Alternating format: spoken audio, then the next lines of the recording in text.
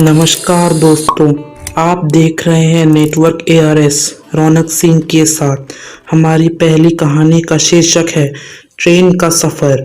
हमारी कहानी सुनने से पहले यदि आपने हमारे चैनल को सब्सक्राइब नहीं किया है तो ज़रूर कर लें और साथ ही बेल आइकन को भी ज़रूर दबाएं। और अगर आपको हमारी कहानी अच्छी लगे तो इसे लाइक और शेयर करना ना भूलें।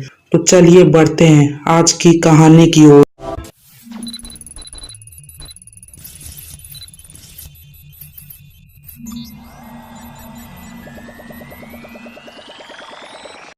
ऋषभ नाम का एक लड़का रात के 12 बजे ट्रेन पे चढ़ने के लिए स्टेशन पे आके बैठ गया।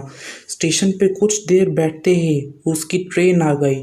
जब वो ट्रेन पे चढ़ा तो ट्रेन के लगभग सारे यात्री सोए हुए थे।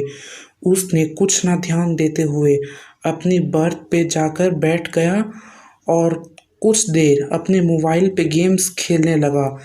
जब वो गेम खेल रहा था तब अचानक थोड़ी देर में उसे नींद आ गई। नींद आने के बाद वो सो गया।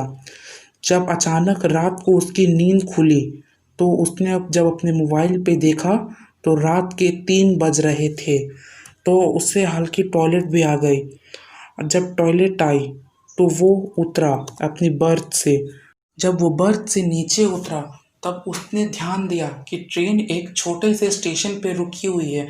वो ये सब ना ध्यान देते हुए अपनी टॉयलेट करने के लिए आगे बढ़ा। टॉयलेट करते वक्त जाते समय जब उसने दरवाजे के बाहर देखा कि एक औरत उसे मदद के लिए बुला रही है तो वो अचानक ही तुरंत ट्रेन से नीचे उतर गया। ट्रेन से नीचे उतरने के बाद जब उसने यह देखा कि उस औरत के पैर है ही नहीं, वो बहुत डर गया। वो डर के वहीं पे खड़ा होकर सोचने लगा कि अब वो क्या करे क्या ना करे।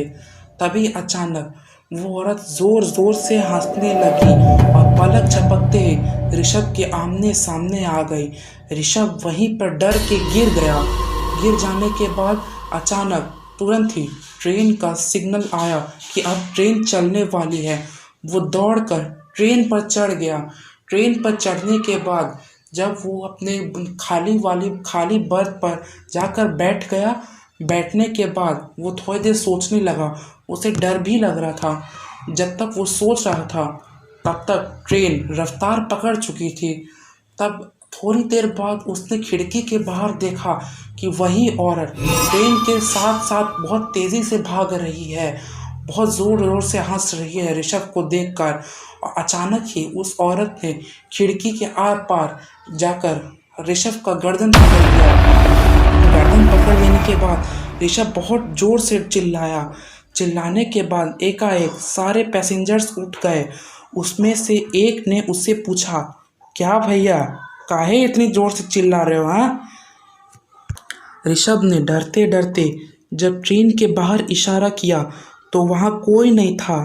तभी एक आदमी ने सामने आया और उससे कुछ मंत्र पढ़े और पढ़ने के बाद उसे ऊपर से नीचे फूका। फूकते ही ऋषभ को बहुत अच्छा लगने लगा। एक बार में उसका सारा डर समाप्त हो गया और थोड़ी ही देर बाद भगवान को वह याद करते करते उसे नींद आ गई।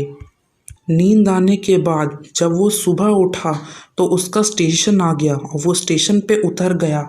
और स्टेशन पे उठ के बाद जब उसने ये बात घर वालों को बताई तो उनके घर वाले पहले तो हैरान हुए।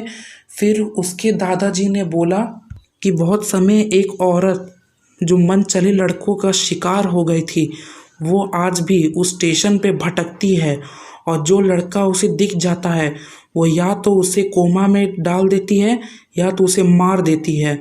अच्छा हुआ बेटा तू बच गया, नहीं तो तेरा बचना मुश्किल था उस दिन। ऋषभ ने ये सब सुनकर भगवान का धन्यवाद किया और फिर कभी उस स्टेशन से नहीं गुजरा। तो दोस्तों ये थी हमारी कहानी।